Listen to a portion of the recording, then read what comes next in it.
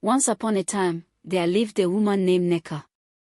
Nneka had a beautiful daughter named Amoka, who was loved by everyone in the village. Amoka grew up to be a wise and kind young woman.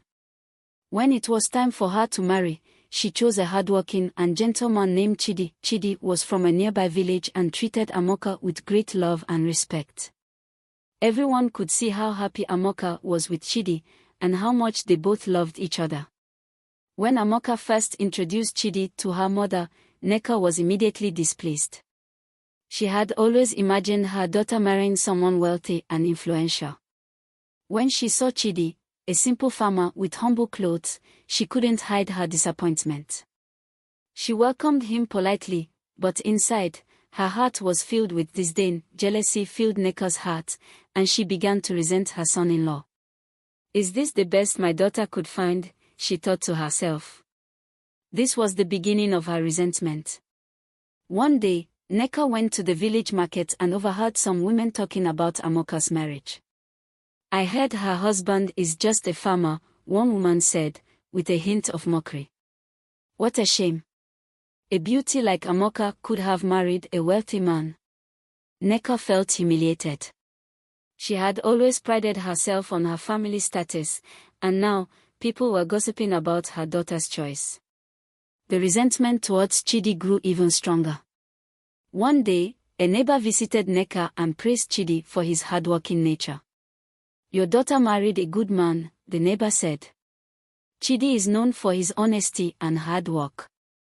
They are lucky to have each other." Instead of feeling proud, Nneka felt even more resentful. "Why does everyone praise him?" she thought. "He's just a farmer, nothing special." The more people praised Chidi, the more Nneka's jealousy and resentment grew. Chidi, always wanting to please his mother-in-law, once brought her a gift of fresh vegetables from his farm.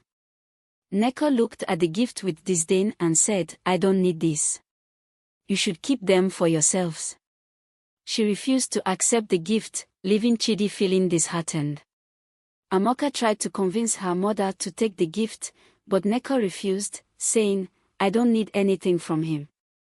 This open disrespect further strained the relationship between them. Whenever things went wrong in the family, Nneka would find a way to blame Chidi. If Amoka seemed tired, Nneka would say, "It's because of that husband of yours.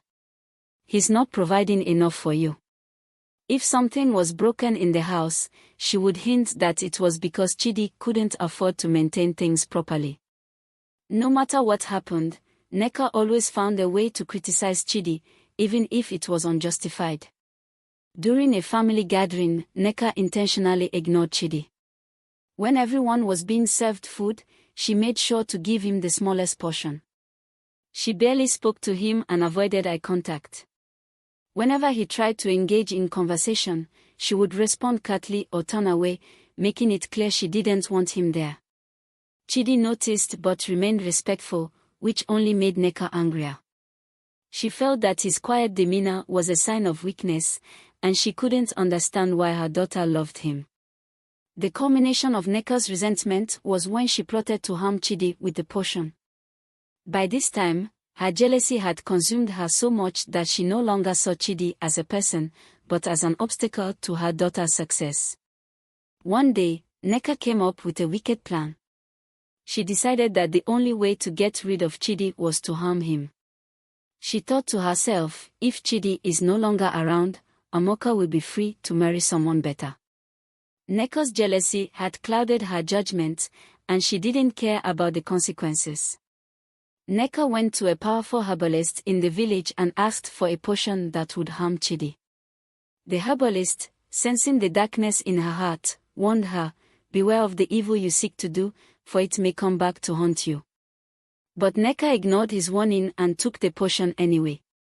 The next day, Nneka invited Chidi to her home. She prepared a special meal and mixed the potion into his food.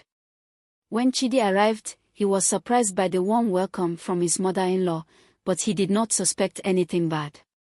Nneka smiled sweetly as she served him the poisoned meal. Just as Chidi was about to eat, a strange thing happened. A small bird flew into the house and began chirping loudly. The bird circled Chidi and then knocked the bowl of food out of his hands. The food spilled all over the ground, and the bird continued to chirp as if it was trying to warn him. Startled by the bird's actions, Chidi realized something was wrong. He looked at Nneka, who suddenly appeared nervous. He quickly made an excuse and left the house. Nneka was furious that her plan had failed, but she pretended to be calm. As Chidi walked back home, he kept thinking about the bird and how it saved him. He decided to tell Amoka what had happened. When Amoka heard the story, she was shocked. She knew her mother didn't like Chidi, but she never imagined that she would try to harm him. Amoka and Chidi decided to confront Nneka. That evening, Amoka and Chidi went to Nneka's house. Amoka, with tears in her eyes, asked her mother, "Why do you hate Chidi so much? What has he done to you?" Nneka, filled with shame, could not answer.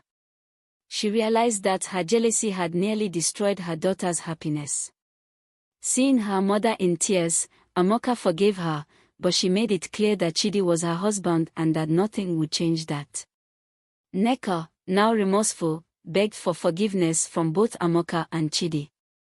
She promised never to let jealousy control her again. From that day on, Nneka changed her ways. She learned to appreciate Chidi and even grew to love him as her own son.